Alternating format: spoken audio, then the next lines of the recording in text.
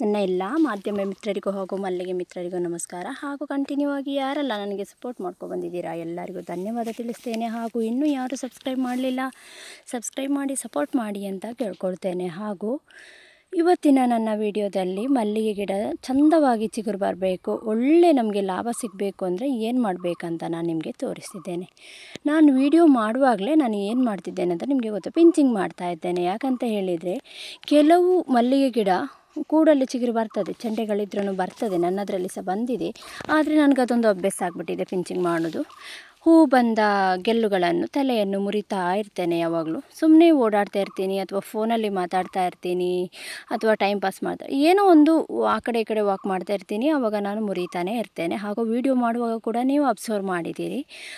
ಹಾಗೂ ನಮ್ಮ ಮಲ್ಲಿಗೆ ಗಿಡ ಹೇಗಿದೆ ಅನ್ನೋದಕ್ಕಿಂತ ಮೊದಲು ನಾವು ಏನು ಮಾಡಿದ್ದೇವೆ ಅನ್ನೋದು ಕೂಡ ಇಂಪಾರ್ಟೆಂಟ್ ಆಗುತ್ತೆ. ಹಾಗೂ ನಮ್ಮ ಮಲ್ಲಿಗೆ ಗಿಡ ಯಾವ ಕ್ವಾಲಿಟಿದು ಅಂತ, ನಾವು ನೆಟ್ಟಿರೋ ಗಿಡ ಯಾವ ರೀತಿದು ಅಂತ ಹೇಳಿ ನಾವು ಕೂಡ ಅಬ್ಸರ್ವ್ ಮಾಡಬೇಕಾಗಿರುತ್ತೆ.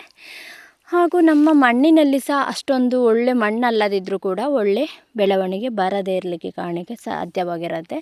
ಆಮೇಲೆ ನಮ್ಮ ಮಲ್ಲಿಗೆ ಗಿಡ ಚಂದ ಮಲ್ಲಿಗೆ ಮೊಗ್ಗು ಬರದೇ ಇರಲಿಕ್ಕೆ ಕಾರಣ ಇನ್ನೊಂದಿದೆ, ಹಲವಾರು ರೀತಿಯ ದೋಷಗಳಿಂದ ಸಹ ಬರದೇ ಇರಲಿಕ್ಕೆ ಕಾರಣ ಇರುತ್ತೆ. ಇದನ್ನೆಲ್ಲ ನಾನು ಅನುಭವಿಸಿ ಬಂದಿರುವಂಥದ್ದು ನಾನು ನಿಮಗೆ ಹೇಳ್ತೇನೆ. ಯಾಕಂತ ಹೇಳಿದರೆ ನಾನು ತುಂಬ ನೋವು ಅನುಭವಿಸಿದ್ದೇನೆ ಲೈಫಲ್ಲಿ. ಅದಕ್ಕೋಸ್ಕರ ನಾನು ಹೆಣ್ಮಕ್ಳಿಗೆ ನಾನು ತುಂಬ ಸಪೋರ್ಟ್ ಮಾಡ್ತೇನೆ, ಫೀಮೇಲ್ಸ್ಗೆ. ಹಾಗೂ ನನಗೆ ಫೀಮೇಲ್ ಸಪೋರ್ಟೇ ತುಂಬ ಬೇಕಾಗಿದೆ. ಹಾಗೂ ನನಗೆ ಉಪದ್ರ ಮಾಡಿದವರು ಕೂಡ ಫೀಮೇಲೇ ಇರ್ತಾರೆ. ಅದಕ್ಕೋಸ್ಕರ ಇನ್ನು ಮುಂದೆ ಒಳ್ಳೆ ಗುಣಕ್ಕೆ ಒಳ್ಳೆಯದು ಸಿಗಲೇಬೇಕು. ಹಾಗಾಗಿ ನಿಮ್ಮೆಲ್ಲರಿಗೂ ನಾನು ಕೇಳ್ಕೊಳ್ತಿದ್ದೇನೆ, ನೀವು ಯಾರು ಕಷ್ಟಪಡ್ತಾ ಇದ್ದೀರಾ ನಿಮಗೆಲ್ಲ ಒಳ್ಳೆಯದಾಗಲೇಬೇಕು. ಹಾಗಾಗಿ ನೋಡಿ, ನಮ್ಮ ಮಲ್ಲಿಗೆ ಗಿಡ ಚಿಗುರು ಬರಲಿಲ್ಲ, ಹಸಿರಾಗಿಲ್ಲ, ಕೆಂಪಾಗಿದೆ. ಯಾರೆಲ್ಲ ಹೇಳ್ತಾ ಇದ್ದೀರಾ ಮೊಗ್ಗೆ ಇಲ್ಲ ಅದೆಲ್ಲ ನೋಡಿ, ನಾನು ಏನು ಮಾಡಿದ್ದೇನೆ ಅದನ್ನು ನೀವು ಫಾಲೋ ಮಾಡ್ಕೊಂಡು ಬನ್ನಿ. ಹಿಂದಿನ ನಿಮಗೆ ಕೆಲವುದು ಗೊತ್ತಾಗದಿದ್ದರೆ ಹಿಂದಿನ ವೀಡಿಯೋದಲ್ಲಿ ನಿಮಗೆ ತಿಳಿಸ್ಕೊಟ್ಟಿದ್ದೇನೆ. ನಾನು ಕಂಟಿನ್ಯೂ ಆಗಿ ಅದನ್ನು ವೀಡಿಯೋ ಮಾಡಲಿಕ್ಕೆ ಆಗೋದಿಲ್ಲ. ಯಾಕಂತ ಹೇಳಿದರೆ ನಾನು ವೀಡಿಯೋ ಒಮ್ಮೆ ಮಾಡಿ ಅಪ್ಲೋಡ್ ಮಾಡಿದ ನಂತರ ಆ ವಿಡಿಯೋವನ್ನು ಡಿಲೀಟ್ ಮಾಡ್ತೇನೆ. ಮತ್ತು ನನ್ನ ಡೈಲಿ ನಾನು ಅಪ್ಡೇಟ್ ಮಾಡಲಿಕ್ಕೆ ಆಗೋದಿಲ್ಲ. ಯಾಕಂತ ಹೇಳಿದರೆ ನಾನು ಅದು ವಿಡಿಯೋ ಪುನಃ ನನ್ನ ಮಲ್ಲಿಗೆ ಗಿಡಕ್ಕೆ ಆ ಥರ ನಾನು ಮಾಡಿರೋದಿಲ್ಲ. ಯಾವಾಗಾದರೂ ಒಮ್ಮೆ ಮಾಡಿರ್ತೇನೆ, ಅದನ್ನು ಕಂಟಿನ್ಯೂ ನಾವು ಮಾಡಿರೋದಿಲ್ಲ. ಪ್ರಾಬ್ಲಮ್ ಇದ್ದಾಗ ಮಾತ್ರ ನಾನು ಅದನ್ನು ಮಾಡ್ತೇನೆ. ಹಾಗಾಗಿ ನೋಡಿ, ನನ್ನ ಮಲ್ಲಿಗೆ ಗಿಡ ಚಿಗುರು ಬಂದಿದೆ ಹೇಗಂತೇಳಿ. ನನ್ನ ಒಂದು ಹೂ ತೆಗೆಯುವ ಮೊದಲೇ ಚಿಗುರು ಬಂದಿದೆ, ಆಯಿತಾ. ಹೂ ತೆಗಿತಾ ಇದ್ದೇನೆ, ಅದಕ್ಕಿಂತ ಮೊದಲೇ ನಂದು ಚಿಗುರು ಬಂದಿದೆ. ನಿಮಗೆ ಎಲ್ಲ ಗೆಲ್ಲುಗಳಲ್ಲಿ ಕಾಣಿಸ್ತದೆ. ನಿಮಗೆ ಚಿಗುರು ಮಾತ್ರ ಅಲ್ಲ, ನಿಮ್ಮ ಚಿಗುರಿನ ಜೊತೆಗೆ ಮೊಗ್ಗೆ ಬರಬೇಕು. ನಿಮ್ಮ ಚಿಗುರಿನ ಜೊತೆಗೆ ಮೊಗ್ಗೆ ಬರಲಿಲ್ಲ ಅಂತ ಹೇಳಿದರೆ ಅದಕ್ಕೆ ಫುಡ್ಡು ಸಾಕಾಗಲಿಲ್ಲ ಅಂತಲೂ ಒಂದಾಗಿರುತ್ತೆ. ಇನ್ನೊಂದು, ಗಿಡದ ಕ್ವಾಲಿಟಿ ಕೂಡ ಅಷ್ಟು ಒಳ್ಳೆಯದಿಲ್ಲ ಅಂತ ಹೇಳಬೇಕಾಗತ್ತೆ. ಯಾಕಂತ ಹೇಳಿದರೆ ಕೆಲವು ಮಲ್ಲಿಗೆ ಗಿಡ ಉಂಟಲ್ಲ, ದಟ್ಟವಾಗಿ ಬೆಳ್ಕೊಂಡು ಹೋಗಿರುತ್ತೆ, ಅದರಲ್ಲಿ ಯಾವುದೇ ಹೂಗಳು ಬರೋದಿಲ್ಲ. ಅದಕ್ಕೆ ನಾವು ಏನು ಮಾಡಲಿಕ್ಕಾಗಲ್ಲ, ಅದ್ರ ಕ್ವಾಲಿಟಿ ಹಾಗಿರುತ್ತೆ ಒಂದು. ಇನ್ನೊಂದು, ಮಣ್ಣಿನ ಪ್ರಾಬ್ಲಮಿಂದ ಸಹ ಹಾಗೆ ಬರುತ್ತೆ. ಆದರೆ ಈ ಟೈಮಿಗೆ ಸ್ವಲ್ಪನಾದರೂ ಹೂಗಳು ಸಿಗಬೇಕು. ನನಗೆ ನೀವು ಕಮೆಂಟ್ ಮಾಡಿದ್ದೀರಿ 20 ಗಿಡ ಇದೆ 100 ಹೂ ಇದೆ. ತುಂಬ ಬೇಜಾರ ಆಗ್ತದೆ ನೀವು ಹೇಳುವಾಗ. ನಾನು ಕೂಡ ಇದನ್ನು ಅನುಭವಿಸಿದ್ದೇನೆ. 20 ಮಲ್ಲಿಗೆ ಗಿಡ ನೆಟ್ಟಿದ್ದು ನಾನು 100 ಹೂವು 50 ಹೂವು ತೆಗೆದದ್ದು ಉಂಟು ನಾನು. ಅದಕ್ಕೋಸ್ಕರ ನಾನು ನಿಮಗೆ ಹೇಳ್ತೇನೆ, ನೀವು ಮಣ್ಣಿನ ಬುಡವನ್ನು, ಗಿಡದ ಬುಡವನ್ನು ಮಣ್ಣು ಹೇಗಿದೆ ಅಂತ ನೀವು ನೋಡ್ಕೊಳ್ಬೇಕು. ನೋಡಿ, ನನ್ನ ಮಲ್ಲಿಗೆ ಗಿಡದ ಬುಡ ಹೇಗಿದೆ ನೋಡಿ, ನಿಮಗೆ ನಾನು ತೋರಿಸ್ತಾ ಇದ್ದೇನೆ ಬುಡ ಹೇಗಿದೆ ಅಂತೇಳಿ. ನೋಡಿ, ಬುಡದಲ್ಲಿ ಯಾವುದೇ ಕಾರಣಕ್ಕೂ ಬೇರು ಮೇಲೆ ಬರಬಾರ್ದು. ಅತಿಯಾದ ಗೊಬ್ಬರವೂ ಒಳ್ಳೆಯದಲ್ಲ, ಅತಿಯಾದ ಮಣ್ಣು ಕೂಡ ಟೈಟ್ ಇರೋದು ಒಳ್ಳೆಯದಲ್ಲ. ಲೂಸ್ ಕೂಡ ಇರಬೇಕು ಮಣ್ಣು. ನಾವು ಆಗಾಗ ಮಣ್ಣನ್ನು ಸ್ವಲ್ಪ ಲೂಸ್ ಮಾಡ್ತಾ ಇರಬೇಕು.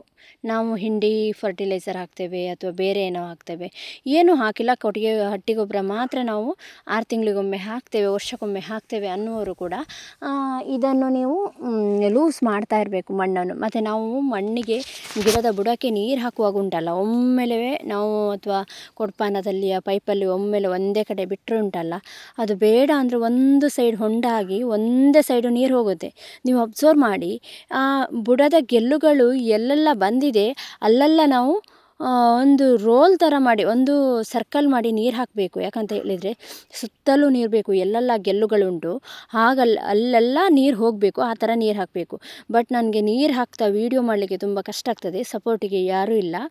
ಹಾಗಾಗಿ ನಿಮಗೆ ನಾನು ಈಗ ತೋರಿಸ್ತಾ ಇಲ್ಲ, ಇಲ್ಲಾಂದರೆ ನಾನು ನಿಮಗೆ ತೋರಿಸ್ತೇನೆ.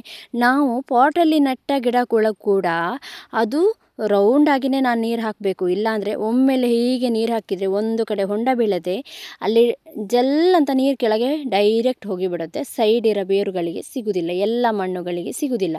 ಎಲ್ಲ ಮಣ್ಣುಗಳಿಗೆ ಎಲ್ಲ ಮಣ್ಣು ಏನು ಪಾಟಲ್ಲಿದೆಯೋ ಅಥವಾ ಗಿಡದ ಬುಡದಲ್ಲಿ ಮಣ್ಣಿದೆಯೋ ಎಲ್ಲ ಮಣ್ಣು ಎಲ್ಲ ಬೇರುಗಳಿಗೆ ನೀರು ಮಿಕ್ಸ್ ಆದಾಗ ಅದಕ್ಕೆ ಫುಡ್ಡು ಎಳ್ಕೊಳ್ಳಿಕ್ಕೆ ಸಾಧ್ಯ ಆಗುತ್ತೆ. ಈಗ ನೋಡಿ, ಒಂದು ಗೆಲ್ಲು ಒಣಗ್ತದೆ, ಒಂದು ಗೆಲ್ಲು ಚಿಗುರು ಬರ್ತದೆ. ಆ ಥರ ಆದಾಗ ಅದರದ್ದು ಪ್ರಾಬ್ಲಮ್ ಅಷ್ಟೇ. ನಾವು ಒಂದೇ ಕಡೆ ನೀರು ಹಾಕಿದ್ವಿ, ಒಂದೇ ಕಡೆ ಫುಡ್ ಹಾಕಿದ್ವಿ, ಅದಕ್ಕೆ ಆ ಥರ ಆಗಿದೆ ಅಂತ. ನಾವೀಗ ಫುಡ್ಡೆಲ್ಲ ಹಾಕ್ತೇವೆ, ಒಂದು ಕಡೆ ಹಾಕಿಬಿಡ್ತೇವೆ, ಸುತ್ತ ಗೆಲ್ಲುಗಳಿರ್ತದೆ, ಮಿಡ್ಲಲ್ಲಿ ಹಾಕಿಬಿಡ್ತೇವೆ.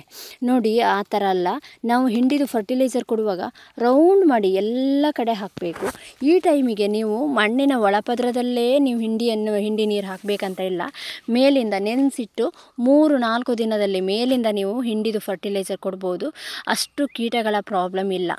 ಅದಕ್ಕೋಸ್ಕರ ಹೇಳ್ತಿದ್ದೇನೆ, ನೀವು ಡೈರೆಕ್ಟಾಗಿ ಕೊಡ್ಬೋದು ಹಿಂಡಿದು ಫರ್ಟಿಲೈಸರ್ ಮೇಲಿಂದನೇ, ಏನು ಪ್ರಾಬ್ಲಮ್ ಆಗೋದಿಲ್ಲ.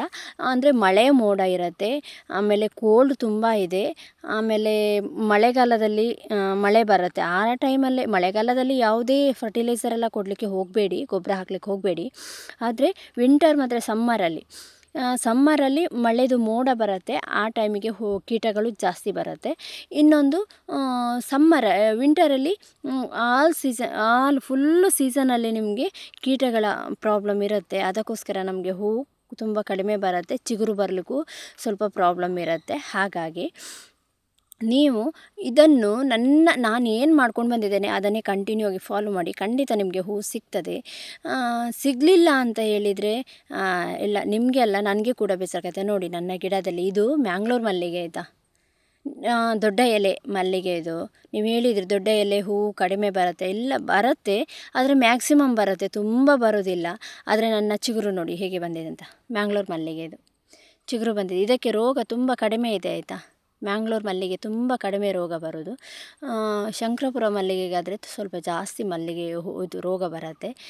ಅದು ಮಲ್ಲಿಗೆ ಕೂಡ ತುಂಬ ಹೂ ಬರುತ್ತೆ. ರೋಗ ಅಂದರೆ ಹೀಗೆ, ಈಗ ಒಮ್ಮೆ ಹೂ ಬರ್ತಾ ಇರ್ತದೆ, ಇನ್ನೊಮ್ಮೆ ಚೆಂಡೆ ಬರ್ತದೆ, ಅದ್ರ ಜೊತೆಯಲ್ಲಿ ಚೆಂಡೆ ಬರ್ತದೆ.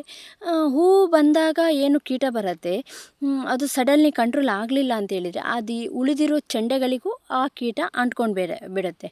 ಈಗ ಚೆಂಡೆ ಮತ್ತು ಮೊಗ್ಗೆ ಮತ್ತು ಬರ್ತಾ ಇರೋ ಕವಲೊಡೆದು ಬಂದಿರುತ್ತೆ ಚಿಗುರು, ಅದು ಎರಡಕ್ಕೂ ರೋಗ ಬಂದಾಗ ನಮಗೆ ಕಂಟಿನ್ಯೂ ಆಗಿ ಕೀಟಗಳ ಪ್ರಾಬ್ಲಮ್ ಇರ್ತದೆ. ಹಾಗಾಗಿ ನಾನು ನಿಮಗೆ ಹೇಳ್ತಿದ್ದೇನೆ, ನೋಡಿ, ಯಾವುದಕ್ಕೂ ಟೆನ್ಷನ್ ಮಾಡ್ಕೋಬೇಡಿ.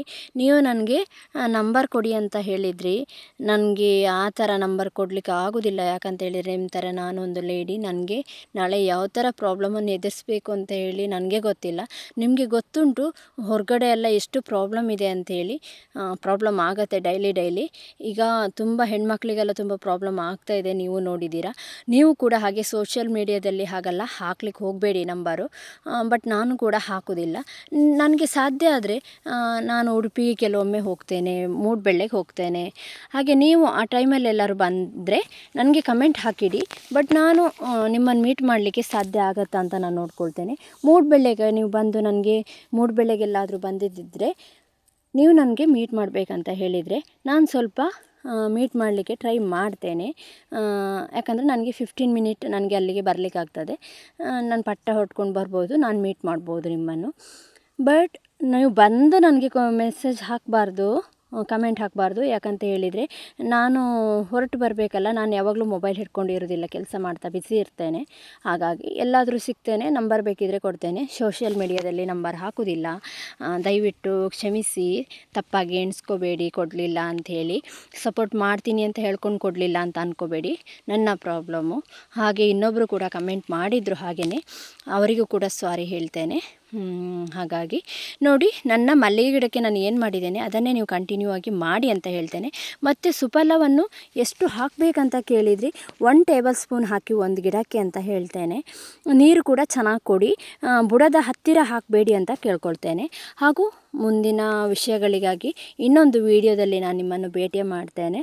ಈಗ ನನ್ನ ವಿಡಿಯೋವನ್ನು ಮುಗಿಸ್ತಾ ಇದ್ದೇನೆ. ಬಾಯ್ ಬಾಯ್.